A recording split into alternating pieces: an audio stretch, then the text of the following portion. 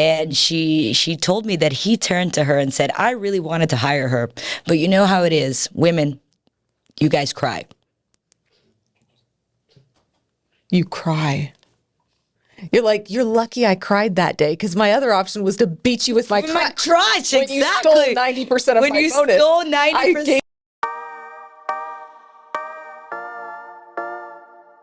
We barely got this episode started. Like, Alicia's headphones literally got tossed off her head by throwing of an eggplant. No, it was a flying eggplant. They were spilling all the juice of the podcast, chatting with themselves. When there's eggplants already out, do you expect things to be moving slow or quick? Because I think we were already in quick. I have to say there's some sort of eggplant like emoji thing going on. I don't even know. I don't even want to talk about the origin of this because it's like there's an X-rated story here for sure. There definitely is. So the only X-rated story is we needed a safe word. And eggplant. I was like, it's definitely going to be eggplant. And she was like, Alicia. And I was like, no, it's going to fucking be an eggplant. Okay. In case of emergency, and then I ordered eggplants, and she was like, "Oh man!" Oh, like she was so real. embarrassed. But I don't even want to think what people actually do with these eggplants. Well, we toss them. You saw first time. Toss them at people's heads when they say. There's a whole market for fake eggplants. Apparently, there's like 5 Amazon producers that are coming up with them. You guys have bought all of them. Salada eats them sometimes. I've seen her choke on it. Oh. Or was that me choking on it the other day? It was one of us just like, it's kind of big. Is it kind of big? It kind of is. It's not big enough. I mean, I guess it's all perspective. All about it all depends. So welcome to the episode today. We are here with a dear friend. talking about eggplants. The episode today is called Eggplants. But the episode today is really called What the Fuck is an NFT? Oh. And my dear friend Manu is here, who is the founder of alphaaio in the house. Talk about all things NFT, crypto, Web3. We're so excited and lucky to have you. Well, thank you. I'm very happy to be here amongst friends and eggplants. It's a special day for all of us. Eggplants can be friends too. You don't have to differentiate. Why don't we just start NFTing with the eggplants? I think that's a good starting point. I think after some of these episodes are aired, we could definitely make like eggplant NFTs for us and sell the shit out of them. For sure. Can you NFT anything? You can NFT anything. I call dibs on NFTing her. You can NFT a person. Mine. It's on air. Yeah, and it's actually a great solution for student debt, right? Let's say you could build a token for a person before they enter their academic education. Then at the end, you could attach kind of like several utility tokens to your person and then resell them when you leave college. Oh my God, I'm going to NFT my husband and then his utility tokens, how he can do certain things, and then I can sell them off as needed. Exactly. Yes. Entrepreneurship at its Entrepreneurship 101. I'm like, there are so many use cases and applications. I'm like, I'm definitely not paying for my own wedding. So what's the weirdest thing you've ever seen NFT'd? The weirdest thing I've ever seen NFT'd. There's a lot of weird stuff in digital form, right? And it's such a silly use case that is so many times associated to an NFT itself, just a digital asset. That for me is really silly. And it isn't interesting per se. And it kind of like limits the use of the technology. So why don't we just take a step back and maybe tell people what are NFTs? NFTs right? is exactly what it's like. For everyone that's not on the same page, would you just tell us? Yeah, sure. So NFT stands for non-fungible token. It just means that it is a unique token, that there is only one of a kind. A fungible token, on the other hand, means that it is repeated several times. So Bitcoin, for example, is a fungible token, right? Because if you switch one Bitcoin for another Bitcoin, it's exactly the same thing. A non-fungible token just means that it's unique, and that's why it can be attached to literally anything. Mm-hmm. And so it's a digital certificate that tells you the rules of engaging with that asset. So, and what are some of You have one of those. There's rules for engagement with you as an asset. So you just need to NFT that 74-page manual. Oh my gosh. 100%. You have to tell Manu. 100%. Manu does not know about the book. How could you not know about the manual for Zalata? I don't know. Does it live within the black room with the red neon that says a certain word that's going to get bleeped? At this point, we don't even bleep those words anymore because I say them so often. Manu does not know that I have a 74-page how to operate this pussy manual. Oh my God, there's a 74 page? 74 pages. 74 pages. She's not an ordinary bitch. Oh There's my 74 God. pages, man. She really gotta doesn't do it fuck right. around. She really doesn't fuck around. Can I NFT that is the question. Absolutely. Absolutely. You can have NFT every single page. Every page could be a unique token, and every page could have different artwork for it, which it could be the mother token. So, or it could just be the page of the book itself. And you can attach different utility features for every page. So let's say someone gets through, they buy pages 1 through 5. Then maybe they get a combo. That's on bonus. date 1. Date 1, they get pages 1 through 5. Okay. And so maybe No, date when you're allowed to buy pages 1 through 5. So if you don't buy those, then dude, we aren't going on another date. or not. Or maybe you don't go on another date. Yeah. The point is, you can set all of the rules of engagement with that asset, be it the Zlata operating manual or, a car, and attach it as a certificate of authenticity, which is essentially what an NFT is at the end of the day. The only difference is you can then add the rules of, owning that asset. So let's say it is the Zlata owner's manual. You can have a utility feature that says that asset needs to be, fed every X amount of hours, that it needs to be let out, that... Talk about a new way to do a prenup. The new way. I'm like, man, I'm loving this. My brain is just going, whoa, But that's why we call them smart contracts. Yeah. They're contracts that are reinforced through technology. At the end of the day, it's no different than any contract that you sign. Right. You just set the rules of engagement, you attach the underlying asset, and then it'll live forever in the blockchain. And that's kind of like one of the best use cases of blockchain technology itself, because you can have that entire asset life cycle and provenance of, once again, the Zlata operating manual living in one place. So every time you add data, or every time you add a different owner, a different boyfriend that goes through, that NFT amends itself. And so if I come in and say, I want to kind of like potentially buy this book, but I want to look up where it's been. Oh, this could be dangerous. You don't have You to ask could how many pull up- partners they've had now. You can just pull up the NFT Pull up the information. NFT information, and it'll have every single person that has interacted with every single layer of that, manual. Wow. Can you tell me something that I'm so curious about is categorizing and cataloging things? For sure. So I use Monday.com to categorize and catalog my wardrobe, basically shoes, purses, all of that, right? Because if anything ever happened, I would have to give all of this information to my insurance company. What I want to know is there a sexy way that has been come up with to start doing that? Because obviously you're working on attaching NFTs to all high price ticket items. Are we going to have a little app that's a vault with all of your NFTs in it, and you can go flipping through your stuff? That's exactly what I do, by the way. Oh, I love it. Call our interface the vault. The vault. Get out. so How did you I not know this? Okay. The vault. That's exactly what we do. And I'm holding up this little QR code here. It's the size of my head. Nice. And because we want it to be easy and accessible, but this could be anything, right? What this does is connect the physical item to the digital item. And you could do this for a piece of clothing. You could do this for a shoe. You could do this for a bag. And we're already seeing several use cases across industries that have high resale values, right? So let's say you go and you buy a Chanel bag. Instead of receiving that little card that comes inside the bag that everybody in the world that I know loses if they actually use the bag, unless you're keeping it to resell. And you're, Also, could those not be easily printed? I mean, come on. Of course. I'm just like, if you buy Yeah. something second hand, you never know if it's real. Because it's like, who cares about those cards? Yeah, and that's why, NFTs really do solve for three big issues: provenance, resale, and community and data building. The community and data building, I had never heard until you mentioned that. And that's such a unique and intriguing perspective. Because like you said, you could have parties with people that have these certain items, all your past boyfriends, just put them all together and they can have a little party.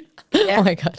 So with smart contracts, somebody would not be able to sell pages 1 through 5 if I don't allow sales, correct? Yes, correct. So cool. So if I didn't want those pages sold, I would say that, oh, you can't sell it. But if I do allow those pages to be sold, in my understanding, NFT blockchain allows me to get paid, my ex-boyfriend to get paid, and now the new person to also have access to pages 1 through 5. Yeah, so the idea is, once again, it's a smart contract. It can be defined in any way that the issuer sees fit. So, back to the Chanel example. Chanel can then go and issue that NFT that attaches to the physical item. It has the serial number of the item. It has the color of the item. It has where it was bought in the world. And it has whatever resale royalty they want to charge to see that switch hands. So I'll give you an example. Resale royalty for Chanel. For Chanel. So they're now able to capture dollars that they never had access to before. Exactly. Wow. And to give you an example of magnitude, we did some analysis actually on some Chanel products and looking at one SKU, which is the flat bag, on one resale vendor, which is the Real, that could add an additional 5% in annual sales for the brand. So we estimate that, it's anywhere from 20 to 30% of net revenue that a brand could pick up in the resale market on a given year. Wow. Which makes a world of difference. Oh, yeah. And it makes a world of difference for the end user as well, because now you're actually sure of what you're buying. Yeah. You can get a ton of utility, as we were talking about. Chanel can then go and build a clubhouse that only if you're an NFT holder, you can come in. They can do exclusive product drops. They can know who their diehard fan base is and who are the people that are just flipping items, which happens all the time because these items have been going up in value exponentially. Yeah. These bags have been going up 800% in the past 10 years. Have you guys been looking at or speaking to car companies for this? Because you know how it is. You're on their little list and it's just like only if you've bought this many cars, and then if you flip them, you'll get blacklisted. And yeah, for sure. We are in the process of speaking with some car companies, yes. And that's another perfect example, right? Because you can have the owner manual living in an NFT. You can have all of the maintenance visits. You can have the previous owner's accident history, all contained within the NFT, which could be the license and registration of the car itself. So, and the NFT can let you know when you need to go and pay your DMV fees, which I, for example, did not get my registration this year for whatever reason. But if this was attached to, a smart contract, it could then on its own reach out to the DMV server, get back to me and just tell me which credit card do you want to use. yeah. Oh, this is great. It's so exciting. So this is completely different than the conversation of get an NFT and get rich overnight. Very different, yes. Yeah. Very different. So we saw a lot of hype in the NFT space. I mean, thank you, Instagram. Thank you, Gary Vee. We saw a lot of hype. So what was the hype all about when all of those JPEGs just came out? So there's a little bit of a mix, right? One, there was a bit of a bubble in crypto, and that's what technology advances really look like, right? We went through bubble number 1 in 2018, and that was more around ICOs. I was in the space at the time, and we were actually getting ready for an ICO. And ICO is an initial coin offering that then goes and funds the business. So, a lot of bad projects started going into the market, and a lot of people were just funding it because it was a hype word, Let's get in on this coin offering. It's going to get us to where we need to go. And, it just became kind of like its own beast. And I think we saw a similar thing with the NFTs because a lot of them were going off of crypto. We saw crypto really blowing up, and a lot of them were priced in crypto. So it was a way for these people to hold crypto assets without having to hold the coin itself, and attaching, some cool membership features like Bored Ape did a really good job also in getting celebrities and getting, influencers on board and building kind of like public personas for the brands themselves. But right now, the market has shifted into a way that unless you're putting together a project that has a really strong roadmap and has a ton of utility, that's not going to fly anymore. You're not going to be able to sell a JPEG for several $1 million or whatever it is, And so it's waves in technology. We see lots of funding coming to a market.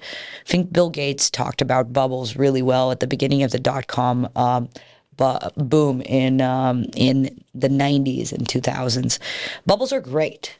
They attract a ton of capital. a ton of capital that brings innovation. Look at all of the fiber that was laid due to the dot-com bubble. Look at the improvements that we have gotten in our lives, in communications, in data points. We would not imagine that that would have happened at the time, because it was just like they put way too much fiber. We didn't need that much fiber at the time. And that's what we're living through right now in the Web3 space. We're seeing a lot of influx of capital into places that it should not be going, but it's also going into places that are really going to benefit us in the future. And that's why we are really focused on NFTs that are solving real problems in the real world. The metaverse is great, but we still have to live in houses. We still have to eat real food. We still have to wear clothes. And so what I would suggest is, if you're interested in this space, think of how this is actually going to be improving your life, or how is this going to be improving your pattern of consumption? How is this creating wealth, which is another game changer for the industry? As you brought up, resale royalties are transformational. Creatives have access to the giant pool of capital, which is the secondary market for the first time in history. This is going to bring a boom in creativity. This is going to be the first time maybe in human history that we're going to have to see artists that are going to be able to live from their work. It's beautiful when you say it. It's just, wow.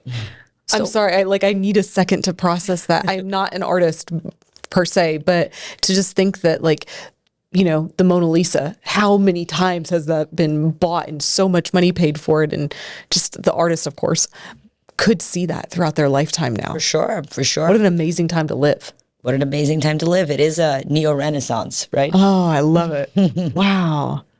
So I think Manu mentioned two really important aspects of NFTs, which is utility and roadmap. And when I first started understanding NFTs, something that was really transformational for me to understand that it's not just a JPEG, it's a way to build a community and create collaboration. And we've had private clubs that existed for years. Look at Soho House and Good Old Boys Club, right? So NFTs are becoming a second way for, not second, but a good way for people to connect with their community. So can you give us an example of what does a good NFT project look like, and what's a roadmap, and what does a good one look like? For sure. I think you touched on a very important element as well, community building. And we have to talk about DAOs if we're going to be talking about community building. And let's once again take a step back. What is a DAO?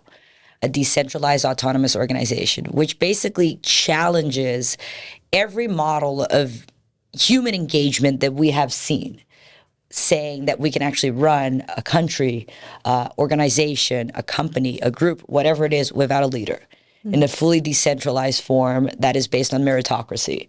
And that really interests me. It interests me personally. That's why we just founded a DAO. It's called The Collective, and our token is a physical bracelet. This is the token. So a digital item, like we were talking about earlier. But, we don't even know if this is going to work, if this is an experiment that is a possibility for humanity. Can we let things run in a fully decentralized form? Will, people step up to the plate without having that figure of a leader? And that is what the Web3 space is promoting and presenting these challenges for humanity in a way, to build these ecosystems that are self-regulated, showing us that we might not need a strong government. Yeah. That we might be able to break out in smaller groups of individuals that are building incredible things. It's like a chapter in Ayn Rand that we're writing right now in history. And so, there's great projects. There's a lot going on in the DAO space. Stay DAO is developing a bunch of infrastructure in real estate for shared ownership of micro hotel rooms and buildings, and utilizing spaces that were not utilized in that way. In the token space per se, I do think Bored Ape did a good job. They did a good job in being the first one as well. They built an incredible community. Their, holders are diehard supporters. I have a friend that's an artist that is raising a really small pre-seed round for his company. And he bought a Bored Ape really early. And so an investor turned to him and said, if you sell your Bored Ape and you put that into the company, I'll invest in you. Wow. And he said, I think I'm going to stick with the community. And so, that is a great example of evangelizing, right? And of like creating this, like, the brand is bigger than myself figure, which, I don't think a lot of organizations that are born these days are that focused on how can you have a collective purpose that is bigger than, my singular purpose. And that's what I think we're going to start seeing with these, projects, decentralized organizations, and a lot of what's going on in the space. That's such a unique perspective. Like mind blown. We didn't talk about roadmaps, though. I'm sorry. Did I forget? Right? I didn't forget. I still have. I got a good memory. I got bookmarked that in my head. Right. So once again, what is a roadmap? That's a super important thing. So do not invest in any sort of Web3 project without looking at the roadmap. The roadmap is, it's just like a company saying what they're going to do with their funds. It's like a use of proceeds situation. So, we're going to raise 200K. We're going to use 100K for legal infrastructure. Then we're going to use another 100K to do this and this and this and that. And make sure that those goals are attainable, and that the timeframes that they're presenting are attainable. That's one of the things that bothers me about Bored Ape. I think their roadmap is completely empty. And the other thing is the structure of their tokens. They live on a Web 2 platform. They live on a website, which means that could be changed at any point in time. The roadmap is not set in stone. When we went out to mint our tokens, we made sure that the metadata that is contained in the roadmap would live forever within the first version of the token. There could be an iteration where we alter that, but it's always going to be set in stone. The principles that we wrote are on the blockchain forever. And that's another characteristic that we need to start seeing. We need to start seeing more complex smart contracts that actually contain the information that is promised within the smart contract. If not, you're just putting up a website that you can take down overnight. And, who's going to hold you accountable to the things that you promised to, your diehard supporters? And so, not to self-promote, but we have a pretty interesting and compelling roadmap that we can share afterwards. And it's super, easy to put in practice. And that's what we wanted to do, under promise and over deliver, which is kind of like how I've always run myself and my companies. That's amazing. How do you see all of these pieces that you're talking about impacting the life of the average person in the next 5 years? Everything is going to change, and it's going to be really fast. There is a quote from Mark Andreessen, also from the 90s. I think, if anybody wants reading materials, I would strongly recommend reading The World is Flat by Thomas Friedman. It talks about the Web 2 revolution and what that meant for people's lives. And that quote from Mark Andreessen says, people just want to belong. And that is the reason why the internet grew like wildfire, and why it was the fastest growing system in the history of, humanity, probably. And what Netscape did was it allowed people to connect and to build these communities regardless of system, where they were in the world. And that's what we're living through in Web3. We're seeing these communities come to life. We're seeing the technology be adopted for physical elements. The way that you're going to purchase health insurance is going to change completely, because every single person in the world should have an NFT attached to their medical records. And that should determine what the price of your health insurance should be, because it's all in one place. There's no fraud. The way that we see funds being deployed by government agencies is going to change completely, because there's traceability in capital. The way that we see data systems organize themselves, the way that we see communities organize themselves, the way that we purchase any asset in the world. We're really, really interested in solving for escrow in real estate, which is something we were talking about before, because it's just there for the taking. It's so dumb. It's so slow. Why should it take 3 months to close a deal on a property when you're already pre-approved? You already have all of your documentation. So if you work with the developer from day one and you tokenize that building and you already set whatever documents the person needs, they can submit all of that before visiting the apartment. When you walk in, you can scan a QR code and purchase an apartment in 3 minutes instead of 3 months. As you should be able to. As you should be able to. Yeah. And you should be able to add as many payees as you want to, and, have that equity break in any way that you want to. And this will change access to housing. Wow. So there's a lot of tools that are really going to change the way that we run the world and hopefully create a more democratic society, because the technology does not see color. The technology does not see race. The technology does not see background. The only thing it sees is a set of parameters that are set. And if that person passes those parameters, it applies to the same person. How do you, or what do you recommend to women that are here and now, maybe even just listening to you and it's their first time to really get, okay, this is the information that I've been looking for, just haven't had time to research. What are next steps for those women? How can they get involved, even if it's not in a major way, but a way that they're looking ahead? So we have a series of videos called master classes, and it's not me on all of them. I am on a few of them, but we do a lot of panels and we do a lot of community building, and we know that not everybody can attend our panels, but we have incredible experts that come to speak on the topics. We go to incredible places. We're at the forefront of this technology, and we like to produce content that is easily digestible, because education and community are at the center of this whole thing. And so I would really, incentivize people to look at that. They're 1 minute short form that deal directly with the problems. Like, what is an NFT? That's one of the videos. Like, what is it that this means for brands?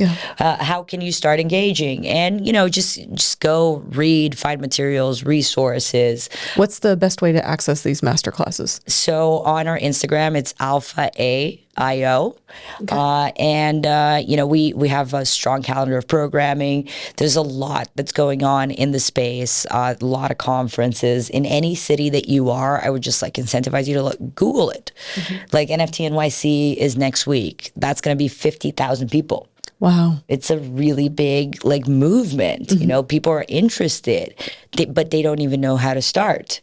And, I feel like we, as people that are in the industry, have a social responsibility to put out content and to create events that are understandable for the average person. And that's what we did with our platform as well. Our platform can be used by anyone. You don't need to be a developer. You don't need to have any knowledge base that, if you know how to post a picture on Instagram, you'll be able to mint an NFT on Alpha. Wow. Wow. Congratulations. What an amazing, I haven't heard it ever spoken about in such a community format. That wasn't even something that triggered whenever I heard of them. Obviously community, we have the same NFTs. Okay, well, I don't have a community because I have a Chanel bag. I know you have one, I have one, great. But this is yet. This is just such a phenomenal way to build camaraderie and just another way to shrink the world. We saw the internet shrunk the world. I now have access to everything, and now we're shrinking it again. And the idea that maybe someday we don't need these big governments, and maybe people can just find people that they relate to through their NFT catalogs, because we match up. We have a lot of the same things. We value the same things. Can we just all live together and self-manage? Yeah, that's we all have our records, going, right? Yeah, we all have our medical records. We all have our real estate. We all have all control of all of our own things. It's kind of shocking to believe we could go there. It's also really interesting because you now have control of your own data, because that's another really big part of technology and another really big unexplored avenue, because now our data just gets utilized in ways that we don't even know how or why or what or when. And I'm really excited for technology. I'm really excited for NFTs. I'm really excited for AI. I'm really excited for all of these things. My question though, Manu, is how did you get into the space? And how did this passion come about? Were you a nerdy kid? Were you super nerdy? Well, can't you tell? Geeky. You don't look nerdy to me at all. So it's like a geek with a good style. What's up? Yeah, it's very stylish. I was very rebellious growing up. I was always kind of trying to find systems. I never took a teacher's word for it. And that got me into a lot of trouble, all the way through high school. And then when I went to university, that kind of started becoming everybody knew who I was. And I got a merit scholarship at the time, studying economics, and, became a TA in several different subjects. And I was always kind of fascinated. I studied economics about, market efficiency. So government, taxation, all of those things, they produce something that we call in economics dead weight, which is exactly that. It does nothing. That capital disappears. And so I feel like my life's work was about finding more efficient mechanisms that could self-regulate. And I went into finance. I was reading Mark Rich's bio. Mark Rich is the guy that came up with the spot oil market in the 60s. He's also kind of like, it reads like a novel. You won't believe that the things that this man did to kind of like, it's like, it's the impetus of move fast and break things, but from back in the day. And there were just so many similarities between how the creative market operates to this day and how the oil market in the 60s operated. Just, the small number of players that control a lot of the information and the data. And my family is all in the art space. I grew up with a dad is an art dealer, mom's an artist, uncle is an art dealer, sister art advisor. So I was kind of like, I knew that market very well, and I knew all of the inefficiencies that were there. And I also knew that it was easy to break if you were inside it. Mm-hmm. And so that was kind of like what motivated me to start building the first version of the platform. And then in 2015, I started reading about blockchain. IBM came out with Watson blockchain and Hyperledger. Hyperledger was the first tool out there. Nobody ever talks about Hyperledger anymore, mm-hmm. but they were kind of like the pioneers. And so I picked up a book, which was Blockchain for Dummies or something like that. And it was literally the only book that was out there, Blockchain 101. And when I just looked at the way that this new technology organized data, and it's exactly what the name says. There are blocks of information that are connected by chains, which means it's fully immutable. You can't break the chain. You can only move forward. You can't go backwards and delete the chain. So immediately I knew that this was something that was going to change the way that we thought of asset ownership as a whole, because you could have the entire asset life cycle contained within that one chain, which is, pretty epic. Yeah. pretty cool. Pretty epic. In terms of, nowadays, if we think of how we organize information, there are databases of information that can then connect to different systems. But if you alter the database, you lose all of that historical information. And so that's why blockchain is kind of like a game changer for, anything that depends on its history, which, if you think about it, is about 90% of the things that we do in life. Yeah. History is super important. Oh, you mean like, when you had a doctor when you lived in one city and they gave you all these prescriptions and then all of these different things that happened, then you move to another city and you start over with another doctor and they give you another prescription that kills you because you're on this old prescription too. Exactly. Right. How cool would it be if all of that was contained? Exactly. Just in that one regard, so phenomenal. But everything else that you've talked about. No, even in like your personal record, right? Mm-hmm. And then people are like, oh, what if I mess up? How am I going to save my personal record? Well, you build in utility features that offset that, right? You mess up, but then you went and you built a foundation and you raised all of this money and you did all this volunteer work. That is a blip in your record because you have an entire whole thing that, your record's already here, people. Your record's already here. Just making it easy to see. Exactly. If you're arrested, you're arrested, regardless of what it is, okay? Hold on to your eggplant. If you're arrested, you are arrested. Hold on to your eggplant and enjoy your gummies, people. Enjoy your gummies. Yes, enjoy your gummies. So yeah, it's a brave new world that we're building, and it's very interesting to think of the similarities. Like when the web came out, we had a lot of this effect, right? Government lost some power, and we saw a decentralizing effect. But then all the big web companies came along. There was some consolidation, and now it's like we're breaking that model again, and we're bringing in a even more decentralized kind of like way of doing things. So I get asked all the time about competition, right? Or like, oh, you're not scared of competition in the space? I'm like, I'm absolutely not scared of competition in the space. There is no competition. Everybody here is solving a different problem. We don't even know where we're going to end. Yeah. This is a massive market. This is literally the new world economy that we are building today. So instead of thinking of competition, think of collaboration. Oh, I love her. Where did you find her? I'm like, where did I find Manu? In Venice. In the streets of Venice. Found her on the street across the pond, or Venice here in, But it was a love and first sight in a friendship because I was like, she just absolutely crushes it. And she's one of those women that I love surrounding myself with. Like, look at the rock stars at the table. I mean, she's We're changing killing the it, world. guys. We're Changing- killing it. Yeah. This is not an accident. You know, that being said, how has it been in this industry being a woman? What are the percentages there? How do you just open that For sure. that up? Great question. Thank you for asking it. Yeah, of course. Because we know the challenges that we face on a daily basis, and I know, frizzy hair, having to shave your legs, it's hard. it's hard out there. On top of everything else. Powder there. Hard out there. So the first Web Summit, which was the first tech conference that I ever went to in Dublin in 2014, was approximately 20 guys to each girl. And I think it might be more, okay? And that's just So about 95%. 99 maybe. Like it, and the funding numbers say that to this day. 98% of VC dollars go to men. Wow. 2% go to women. How much of that goes to Latina women? Like 0.2. I'm 0.2% of the market. And your background is I'm from Brazil. from Brazil. I'm from Rio. Really? Born and raised. Wow. Yeah. I didn't hear any accent. Latin America in the house. Wow. So what is it like walking in, doing these pitches, trying to get things funded? So at the beginning, it was hard because I don't believe I was fully prepared, even though I worked in finance in Brazil, which is also very male dominated. And I am from Latin America, where they don't invest in women at all. Like the Brazilian funds don't even consider taking a meeting. It's sad. Like, and they put pictures of their founding teams, of their portfolios on their websites, and it's all dudes. It's not even like an embarrassment. You know, they're not going to even try to put a logo on top of it to like Cover it up. cover it up. No, it's like they don't care. And you know, I had episodes that happened in my career once.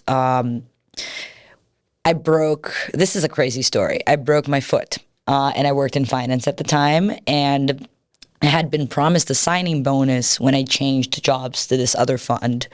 And time of the bonus came, and I got pulled into a room, and I was like, okay, yeah, I'm assuming I'm just going to get my signing bonus. And they're like, oh, the fund didn't do well, et cetera, so we're only going to pay you a tenth of that. And I was so angry that I started to cry. And so I'm trying to leave the room in my crutches, my broken foot, crying. It's like a whole thing. Broken dreams, broken foot. Dreams, broken foot, crutches, like trying to like stumbles into a bathroom. Finally, someone helped me out of that room. And then months later, I went to get a job. I went to take an interview in a private equity fund.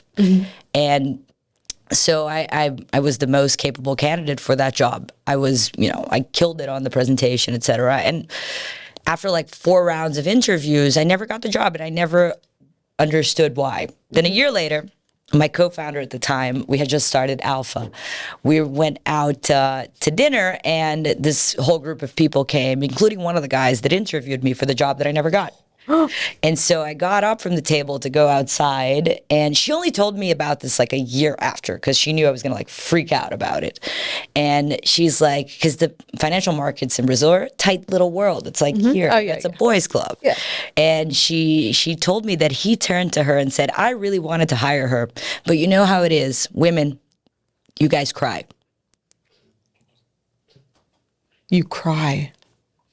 You're like, you're lucky I cried that day, because my other option was to beat you with my My crutch. crotch, When exactly. you stole 90% of when my you bonus. stole 90%. I gave you the grace No, of it just wasn't letting even my the guy rage out. didn't even work in the same fund. It was the gossip from the other funds my that got to God. that guy. Yeah. And he's like, he brings it up to my co-founder as if there's no problem there. Is she a crier, man? Oh. That's only one small example. But needless to say, we have to go through so much more. But I will give you a statistic that matches that.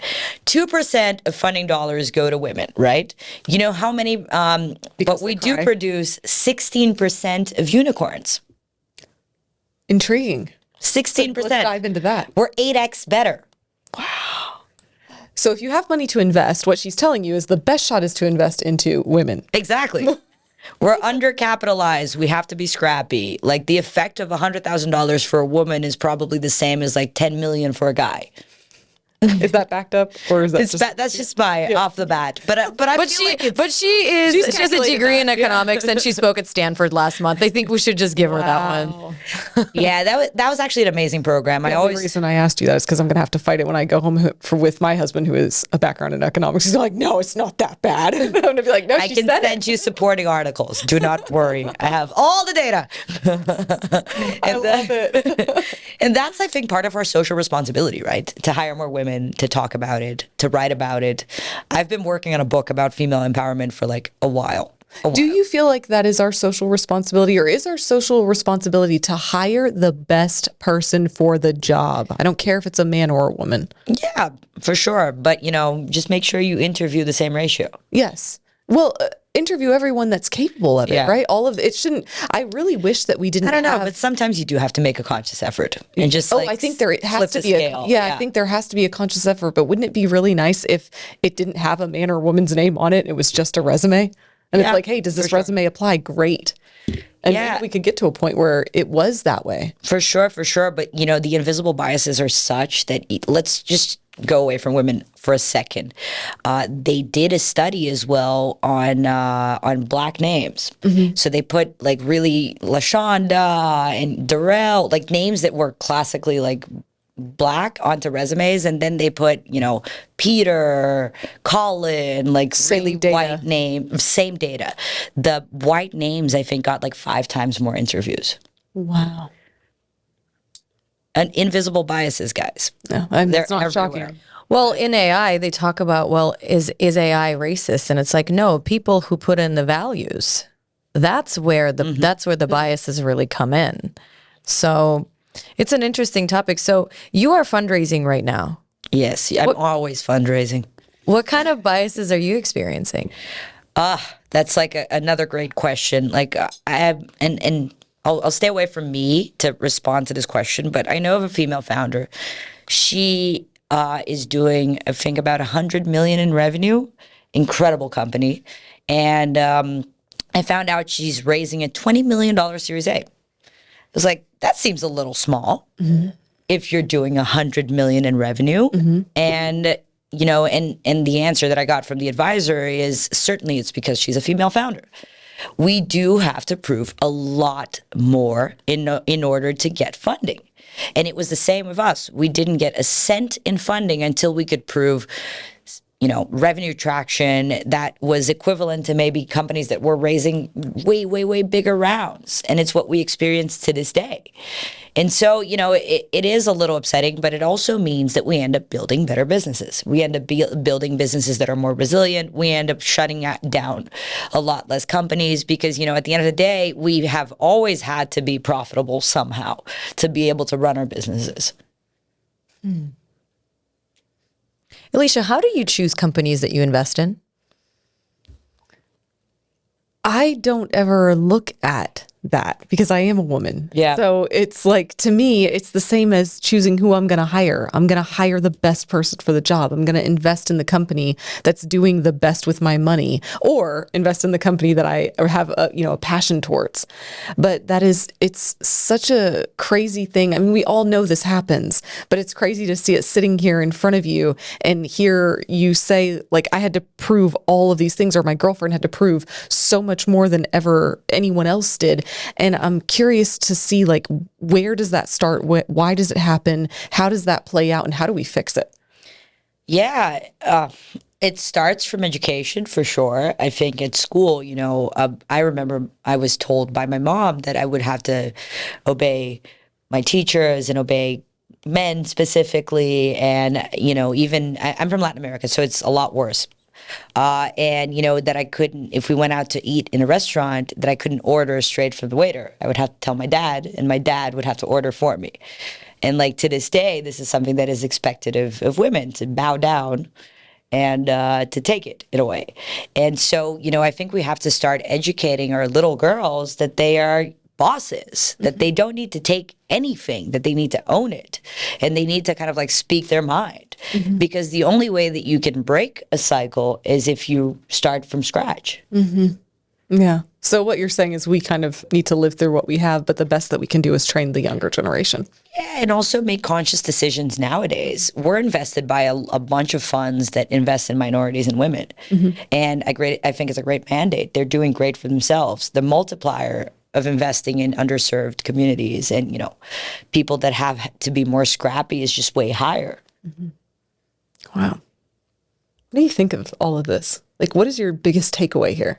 Oh, my biggest takeaway is that I know exactly what Manu is talking about, and I have a lot of respect for the amount of resilience as you're going through this process, because I was a female founder raising money for big tech, especially in hardware. Robotics is a very difficult place to raise funding in. And the amount of proving and jumping out of my pants that I had to do. I've never done anything like that before. And ultimately, I made the decision that I was like, I don't want to be a trailblazer. I don't want to be a pioneer. I want to make a different choice. So me listening to Manu now, I'm like, I have 10x, 100x respect for you, because you're choosing a very difficult trailblazing road. And you did so with what it sounded to me like very conscious understanding of what you're going into. You are not naive to the roadblocks that are happening in big tech. You're not naive to the roadblocks that are happening in your space. And the degree of uncertainty that a founder has to hold in order to run these companies is huge. And that's what we need to understand. If you're going to be a tech founder, if you're going into these type of big tech companies, you are going to continuously raise funding, then you need to have really thick skin. Like, there's nobody who's going to babysit you in those rooms. Yeah, for sure, for sure. Really appreciate it, and appreciate getting the message out there. And I feel like there is a lot of opportunity as well now for our generation. We are the best, group of female founders yet, because we have the most opportunities. Like, we have a lot more funds that are popping up that, as I said, are focused on bringing opportunity. We have more women in C-suite, which means we are hiring more women for higher level jobs as well. We have more women as principals in venture, which means they're also investing in more women because they don't see the bias, such as you. And so we are building a better future. Like, I am an optimist at heart. Yeah. That's, I could hear it. I didn't hear anything other than that, but I was just very curious of your opinion. If you had the opportunity to give advice to the 20-year-old version of you or other girls that are looking at this, because I'm now giving away my age, but my girlfriends who have children, they're all starting to, get into high school, and they're curious and they're smart in there. I know. I cover this gray hair real well. But I'm listening to them and just seeing the world is such a different place for them. What would you say to those girls? Don't take it personally, and keep trucking. Yeah. Because it's not about you. It's about, several generations of, Centuries, really. Centuries of an old model that is shifting. And we have to do our part. And, the best way to beat the system is to never give up. Love it.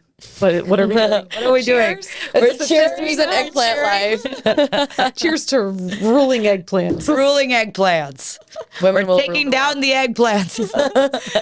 Making lasagna. Making lasagna. One meal at a time. We'll rule the world. It always goes back to stomachs. It really totally does. I don't know what to say about that. I have to thank you for coming. I had such an amazing pleasure. time. Just your story, what you shared with us, the amount of knowledge. I can't even imagine what a couple hours would be like with you. You can ask Lotta. I know. I mean, she did say you were fucking amazing. Pardon the French. But That's why they let me out for 25 minutes. Put my ego in check. They let her out humor. in 25-minute increments. That's how you can do Manu. But I think this brings us to a really important point of friendships with other really powerful women. Totally. So when you meet somebody like Manu or you or me, we are the way that we are because of the things that have shaped us. We became the way that we are. We're driven. We don't wait for things. Manu has left me on her way to parties before. I love that shit. And she's like, I'm Be on leaving. time. I'm leaving you. I'm leaving you. And I was like, okay, I totally respect that. And powerful women, strong women are the way that they are because of the past that built them and because of projects that they're working on.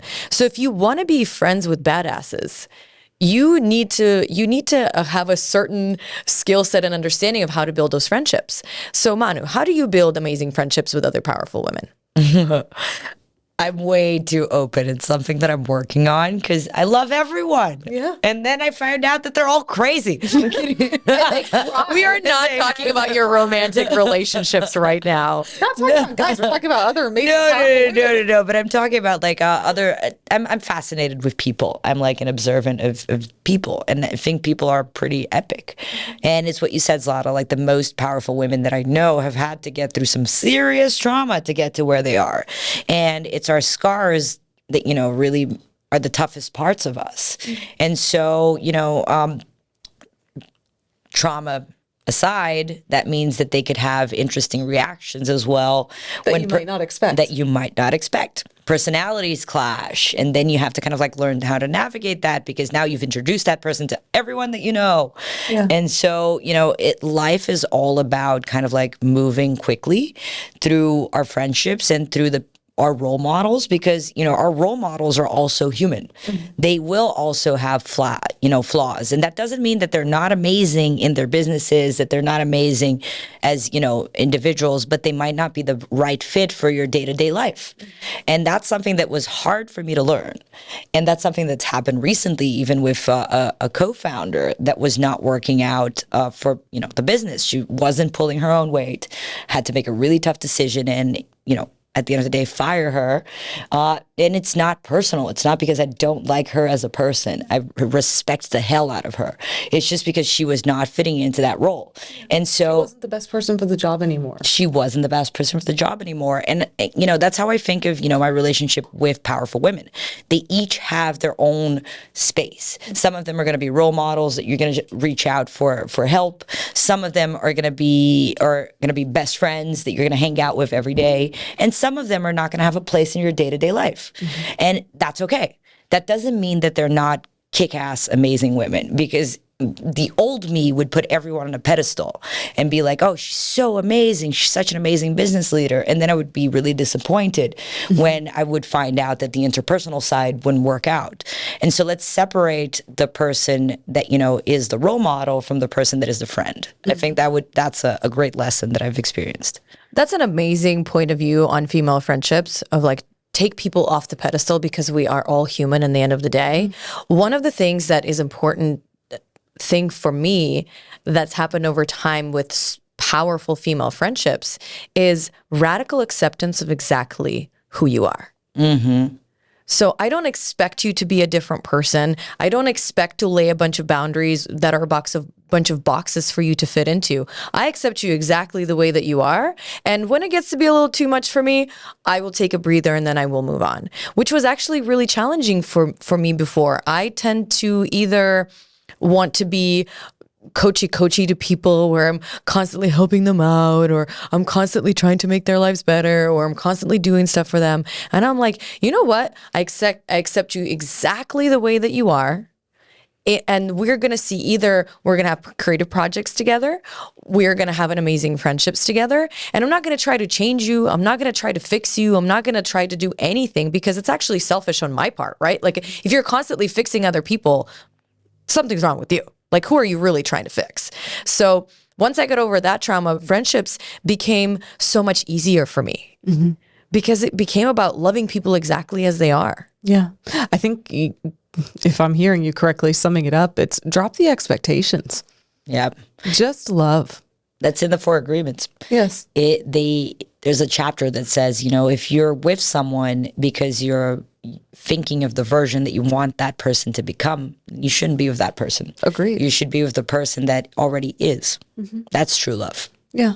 And if you can't love the person that already is, then that's your choice. It's not for you. That's totally fine. You just drop the expectations. Totally.